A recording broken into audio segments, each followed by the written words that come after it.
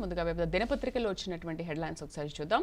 ఈనాడు Telangana edition చూద్దాం. నింగిలో ఆలింగనం, రోదసీలో డాకింగ్ కు భారత్ తొలి ప్రయత్నం, నేడు కక్షలోకి స్పెడెక్స్ ఉపగ్రహాలు, స్వీయ అంతరిక్ష కేంద్ర నిర్మాణానికి అడుగులు, రన్వేపై మృత్యు ఘోష, రక్షణ గోడను ఢీకొని పేలిపోయిన దక్షిణ కొరియా విమానం, 179 మంది దుర్మరణం, ల్యాండింగ్ గేర్ వైఫల్యంతో దుర్ఘటన, రైతు భరోసా సొమ్ము ఇచ్చి తీరుతా, త్వరలో విధి విధానాల విడుదల, మంత్రివర్గ ఉపసంఘం చైర్మన్ భట్టి విక్రమార్క వెల్లడి, న్యాయపాలన తెలుగులోనే సాగాలి, మాతృభాషలో తీర్పులిస్తేనే అందరికీ అవగాహన, ప్రపంచ తెలుగు రచయితల 6వ మహాసభలో పలువురు న్యాయమూర్తుల అభిప్రాయం.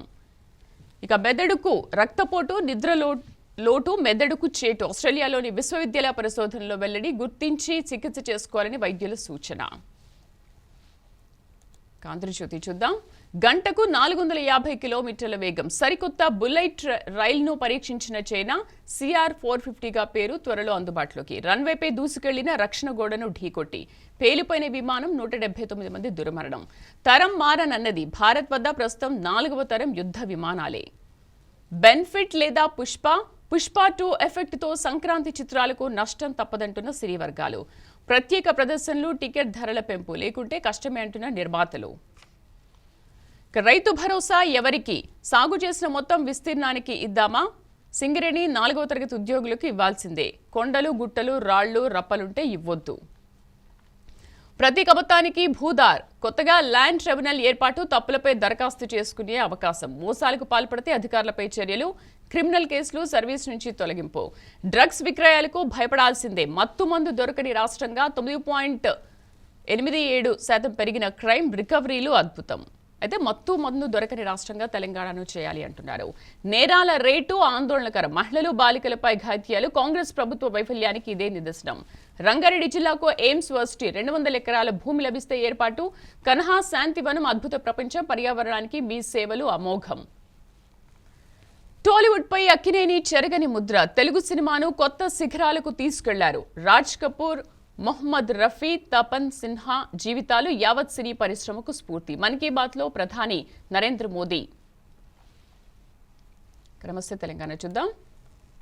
కుటుంబంలో ఒక్కరికే రైతు భరోసా, ఇంట్లో ఎంతమంది రైతులున్నా 7 ఎకరాలకే, తండ్రి విచక్షణ మేరకు పిల్లలకు వాటాల పంపకం, అదే జరిగితే 20 లక్షల మందికి మొండి చేయి, 3 గంటలకో రేప్, 5 గంటలకో కిడ్నాప్. రాష్ట్రంలో ఏడాదిలో భారీగా పెరిగిన నేరాల సంఖ్య, తీవ్రమైన నేరాలు నిరుటికన్నా 22.53% వృద్ధి, పేటరేగిపోయిన దొంగలు, భారీగా పెరిగిన దోపిడీలు, ఆడపిల్లలకు భద్రతనివ్వని సర్కారిది, బాలికలపై లైంగిక దాడులు సిగ్గుచేటు, నేరాల్లో 82% మహిళలపై అఘాత్యాలే, పోలీస్ రెస్పాన్స్ టైం తగ్గడం ఆందోళనకరం అంటున్నారు హరీష్ రావు. పోలీస్ కుటుంబం ఆత్మహత్యా యత్నం, ఆర్థిక ఇబ్బందులతో ఏఆర్ కానిస్టేబుల్ బలవన్ మరణం, చికిత్స పొందుతున్న భార్యా పిల్లలు, సిద్దిపేటలో ఘటన, ఠాణా వద్దే ఉరేసుకున్న హెడ్ కానిస్టేబుల్. పోలీస్ అన్నలు ప్రాణాలు తీసుకోవద్దు, సమస్య ఏదైనా దానికి చావు పరిష్కారం కాదు, పని ఒత్తిడి హామీలు అమలవకే ఈ వరుస విషాదాలు, పోలీసుల సమస్యలు పట్టని కాంగ్రెస్ ప్రభుత్వం. కేసీఆర్ ముందు చూపుతోనే RRR, బీఆర్ఎస్ హయాంలోనే ఉత్తర భాగానికి అనుమతులు, కేవలం టెండర్లు పిలిచి గొప్పలు చెప్పుకుంటున్న రేవంత్. కేసీఆర్ ప్రభుత్వంపై మంత్రి కోమటిరెడ్డి ఆరోపణ తగదు. ఫార్మా గో బ్యాగ్, నినదించిన కుర్మిద్ద గ్రామ రైతులు, ఫార్మాసిటీకి వ్యతిరేకంగా ర్యాలీ, కాస్తు కాలం మళ్లీ కష్టకాలం, అనుభవదారు కాలం తెస్తున్న కాంగ్రెస్ ప్రభుత్వం, భూభారతి చట్టంతో మళ్లీ పహాణీల్లోకి పేర్లు. ఈనాడు ఏపీ చూద్దాం. నింగిలో ఆలింగనం, రాష్ట్రానికి జలహారతి, 70 నుంచి 80 వేల కోట్లతో గోదావరి బనకచర్ల అనుసంధానం, అనిశ్చితిలో నిశ్చింతకు, ఈ ప్రపంచాన్ని నియంత్రించడం మన చేతుల్లో ఉండకపోవచ్చు.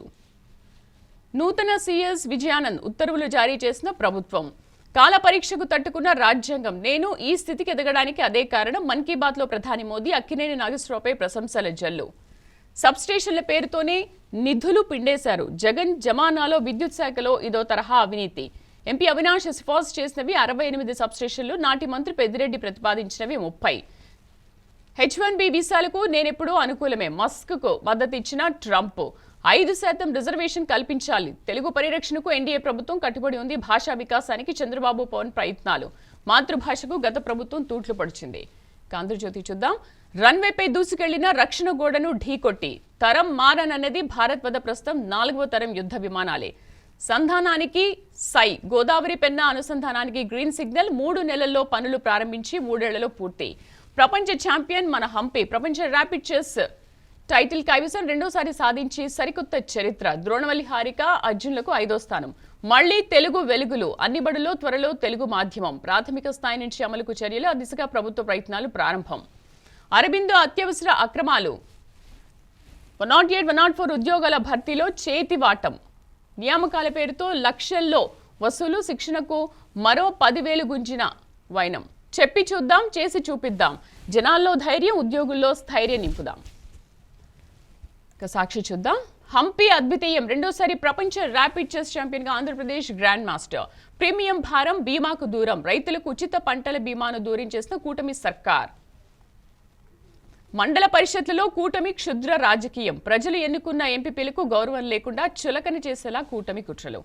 ఇది వివిధ దినపత్రికలు వచ్చినటువంటి ప్రధాన అంశాలు. వివిధ అంశాలపైన మనం డిస్కస్ చేద్దాం. డిబేట్ లో మనతో పాటు పార్టిసిపేట్ చేస్తున్నారు రాజకీయ విశ్లేషకులు కృష్ణాంజనేయులు గారు.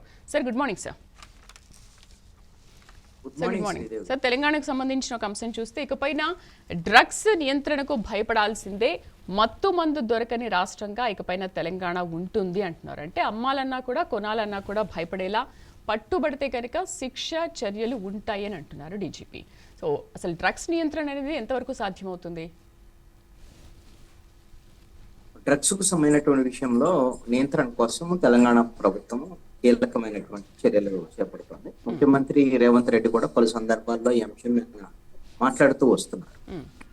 ప్రధానంగా దీని మీద ప్రజల్లో, యువతలో అవగాహన కల్పించడం, మొత్తం మందుకు డ్రగ్స్ కి దూరంగా ఉండేటువంటి విధంగా వాళ్ళలో అవగాహన కల్పించి చైతన్యవంతులు చేసి చేయటం ఒక మార్గం. రెండవది ఏంటి అని అంటే, మత్తు మందు వీటికి సంబంధించిన డ్రగ్స్ ఎవరైతే సరఫరా చేసేటువంటి వాళ్ళు ఉన్నారో దానికి సంబంధించినటువంటి వాళ్ళ మీద చర్యలు, కఠినమైనటువంటి చర్యలు తీసుకోవడం. అదేవిధంగా నేరాలకు పాల్పడేటువంటి వాళ్ళకి కఠినమైనటువంటి శిక్షలు పడేటువంటి విధంగా చూడడం. దీనికి డ్రగ్స్కు సంబంధించినటువంటి అంశం ఏమిటంటే, అది కేవలం స్థానిక అంశానికి సంబంధించినటువంటి వ్యవహారం మాత్రమే కాదు. అది జాతీయ, అంతర్జాతీయ స్థాయిలో ఉండేటువంటి నేరాలకు సంబంధించినటువంటి అంశం. ఇతర దేశాల నుంచి ఇక్కడికి డ్రగ్స్ వస్తున్నటువంటి సందర్భాలు చాలా ఉన్నాయి. ఎక్కువ మంది ఈ డ్రగ్స్ సరఫరా చేసేటువంటి వాళ్ళు, కీలకమైనటువంటి వాళ్ళు నైజీరియా, ఇతర దేశాల నుంచి వచ్చేటువంటి వాళ్ళే ఉన్నారు. వీటిని నియంత్రించాల్సినటువంటి బాధ్యత పోలీస్ శాఖ మీద, ప్రభుత్వం మీద ఉంటుంది. ఇది కొంత కష్టసాధ్యంగా ఉంటుంది పాలకులు. ఇలాంటి ప్రయత్నాలు అయితే ప్రారంభమయ్యాయి. ఇప్పుడు ఇంతకుముందు బీఆర్ఎస్ ప్రభుత్వం ఉన్నప్పుడు సందర్భంలో కూడా కొన్ని చర్యలు తీసుకున్నారు. కానీ అప్పుడు జరిగినటువంటిది ఏంటి అంటే, డ్రగ్స్ కు సంబంధించినటువంటి విషయంలో కేవలం సినిమా యాక్టర్స్, సినిమా రిలేటెడ్ సంబంధించినటువంటి వాటి మీద ఎక్కువ దృష్టి సారించడం, వాటి మీద కేసులు నమోదు చేయటము, ఆ విధంగా చర్చ జరిగినటువంటి పరిస్థితి. ఆ తర్వాత పోలీసులు పెట్టినటువంటి కేసులు కోర్టులో నిలబడినటువంటి పరిస్థితి. ఇప్పుడు కాంగ్రెస్ ప్రభుత్వం వచ్చిన తర్వాత కూడా ఈ డ్రగ్స్ నియంత్రణ మీద కాంగ్రెస్ ప్రభుత్వం కూడా సీరియస్ గానే చర్యలు తీసుకున్నది. దీని మీద ప్రత్యేక కార్యాచరణ కూడా ప్రకటించింది. దీనికి సినిమా వాళ్ళ సహకారం కూడా కావాలని ముఖ్యమంత్రి రేవంత్ రెడ్డి మాట్లాడినటువంటి మాటలు మనం చూసాం. అంటే సినిమా వాళ్ళు అంటే, సినిమా వాళ్ళు ఏంటి అని అంటే, వాళ్ళు ఎక్కువ మంది ప్రజలు సినిమా మాధ్యమానికి ఎక్కువ కనెక్ట్ అయ్యి, అది ఒక ఎంటర్టైన్మెంట్ కి సంబంధించినటువంటిది. కాబట్టి ఒక సినిమా హీరో గాని, సినిమా యాక్టర్స్ ఎవరైనా సరే ఏదైనా విషయాలు చెప్తే ఆ ఫ్యాన్స్ కానివ్వండి, లేకపోతే ప్రజలు కానీ వినటానికి అవకాశం ఎక్కువగా ఉంటుంది. కాబట్టి వాళ్ళ ద్వారాగా ఈ విధమైనటువంటి యాంటీ డ్రగ్స్ సంబంధించినటువంటి ప్రచారం చేసేటువంటి విషయంలో కొంత ప్రభుత్వం చొరవ తీసుకున్నటువంటి ప్రయత్నాలు చేస్తాం. Sir, not only celebrities sir, అంటే ఇప్పుడు స్పోర్ట్స్ ప్లేయర్స్ కానీ, చెస్ ప్లేయర్స్ కానీ, ఎవరైనా కూడా ఈ సెలబ్రిటీస్తో సహా చాలామంది దీని మీద అవగాహన పెంచడానికి ఎంత పబ్లిసిటీ చేసినప్పటికీ కూడా డ్రగ్స్ నియంత్రణ అనేది సాధ్యపడట్లేదు. సో బీఆర్ఎస్ ప్రభుత్వం ఆయన నుంచి చేస్తున్నారు, ఇప్పుడు మళ్ళీ కొత్తగా చేస్తున్నప్పటికీ కూడా ఇంకా డ్రగ్స్ పెరిగిపోతూనే ఉంది, కానీ ఎక్కడ తగ్గే అవకాశాలు కనిపించట్లేదు. బట్ ఎందుకు డ్రగ్స్కి ఎందుకు ఇంతగా బానిస అవుతున్నారు అనుకోవచ్చు? ఇక్కడ ఒక అంశం అండి, యువత పాశ్చాత్య సంస్కృతికి అలవాటు పడుతున్నటువంటి పరిస్థితులు ఉన్నాయి. ఇప్పుడు ఒకవైపున పబ్ కల్చర్ పెంచుతూ, ఇంకొక వైపున పాశ్చాత్య సంస్కృతి, ఆ విధంగా పార్టీలు చేసుకునేటువంటి సంస్కృతి, ఇలాంటి పెరుగుతున్నటువంటి నేపథ్యం. పబ్బులకు పర్మిషన్ ఇస్తున్నారు, పబ్బుల్లో మరి డ్రగ్స్ సంబంధించినటువంటి విషయాల్లో ఇలాంటి విచ్చలవిడితనం పెరుగుతున్నటువంటి పరిస్థితి. మరి దాన్ని నియంత్రించడం అనేటువంటిది ఇప్పుడు కష్టసాధ్యంగా మారుతున్నటువంటి పరిస్థితి. ఈ విధమైనటువంటి పాశ్చాత్య సంస్కృతి వైపు మొగ్గు చూపుతున్నటువంటి పరిస్థితుల్లో యువతరం వాళ్ళని డ్రగ్స్ వైపు వెళ్లకుండా నియంత్రించడానికి వాళ్ళల్లో కొంత చైతన్యం తీసుకురావటం, డ్రగ్స్ ద్వారాగా వచ్చేటువంటి వాళ్ళ ఆరోగ్య సమస్యలు, అదేవిధంగా సామాజిక సమస్యలు చాలా ఉన్నాయి. దాన్ని ఇలాంటి అంశాలన్నిటి మీద కూడా వాళ్ళని కొంత సెన్సిటైజ్ చేయాలి యువతని. ఆ బాధ్యత ప్రభుత్వాల మీద ఉంటుంది. అదేవిధంగా కఠినంగా వ్యవహరించాల్సినటువంటి బాధ్యత పోలీస్ శాఖ మీద కూడా ఉంటుంది. అయితే ఇవన్నీ కూడా ప్రచారం చేసేటప్పుడు ప్రభుత్వాలు కానీ పోలీస్ శాఖలో ప్రచారం చేస్తున్నాయి, కానీ ఆ నియంత్రణ విషయంలో కొంత కఠినంగా వ్యవహరించడంలో విఫలం అవుతున్నారేమోనని అనిపిస్తుంది. కేవలము కొన్ని కేసులు, సెలబ్రిటీస్ కు సంబంధించినటువంటి కేసులు వచ్చినప్పుడు హడావుడి జరుగుతుంది ప్రభుత్వాల వైపు నుంచి, పోలీస్ శాఖ వైపు నుంచి. ఆ తర్వాత మళ్ళీ దాని మీద అంత కఠినమైనటువంటి చర్యలు ఉండటం లేదు. దీనివల్ల కొంత ఈ విచ్చలవిడితనం పెరుగుతుందని అనిపిస్తుంది. అంటే దీనికి ఎటువంటి పటిష్టమైన చర్యలు చేపడితే ఇది నియంత్రణలోకి వస్తుందంటారు ప్రభుత్వం? ఒకటి ఏంటి అంటే, ప్రభుత్వాలకు సంబంధించి ఇది కేవలం రాష్ట్ర పరిధిలో అంశం మాత్రమే కాదు. ఎందుకంటే ఒక రాష్ట్రానికి సంబంధించినటువంటి వ్యవహారం మాత్రమే కాదు. ఇది హైదరాబాద్ అంటే ఇప్పుడు అంతర్జాతీయ స్థాయిలో నగరం కూడా డెవలప్ అవుతుంది. ఆ డెవలప్ అవుతున్నటువంటి నేపథ్యంలో ఈ సంస్కృతులన్నీ కూడా పెరుగుతాయి. ఈ నేపథ్యంలో అంతర్ రాష్ట్రాలకు సంబంధించినటువంటి కొన్ని ఈ డ్రగ్స్ నియంత్రణ కోసము సమన్వయానికి, అంతర్రాష్ట్రాలకు సంబంధించినటువంటి సమన్వయానికి, పోలీస్ శాఖ మధ్య సమన్వయానికి కేంద్ర హోంమంత్రిత్వ శాఖ చర్యలు తీసుకోవాలి. సపోజ్ ఇప్పుడు నక్సలైట్లకు సంబంధించినటువంటి సమస్య, దాని నియంత్రణ కోసము ఇప్పుడు కేంద్ర హోంమంత్రిత్వ శాఖ ఏ విధంగా అయితే చర్యలు తీసుకొని నక్సల్ ప్రభావిత రాష్ట్రాలకు సంబంధించినటువంటి విషయాల్లో వాళ్ళందరినీ సమన్వయం చేసి ఆ నిరోధక చర్యలు ఏ విధంగా అయితే చేపట్టినటువంటి పరిస్థితుల్లో ఇప్పుడు మంచి ఫలితాలను తీసుకొచ్చింది కదా కేంద్ర హోంమంత్రిత్వ శాఖ చొరవ తీసుకోవటం వల్ల. అలాగనే ఇప్పుడు ఇప్పుడు హైదరాబాదు, చెన్నై, బెంగళూరు, అదే విధంగా ఆంధ్రప్రదేశ్, ఇట్లా కొన్ని రాష్ట్రాల ప్రధానమైనటువంటి పట్టణాల్లో, ఈ మెట్రోపాలిటన్ సిటీస్ లో ప్రధానంగా ఈ డ్రగ్ కల్చర్ అనేటువంటిది పెరుగుతున్నటువంటి పరిస్థితులు ఉన్నాయి.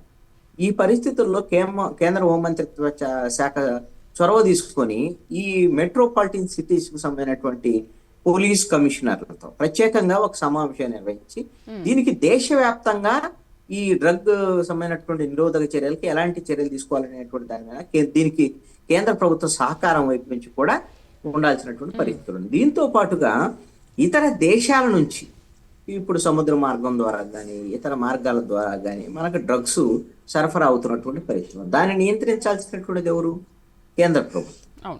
ఆ కేంద్ర ప్రభుత్వం ముందు ఇతర దేశాల నుంచి వచ్చే డ్రగ్స్ సరఫరా నిరోధించగలిగితే ఇక్కడ అందుబాటులో ఉండదు కదా.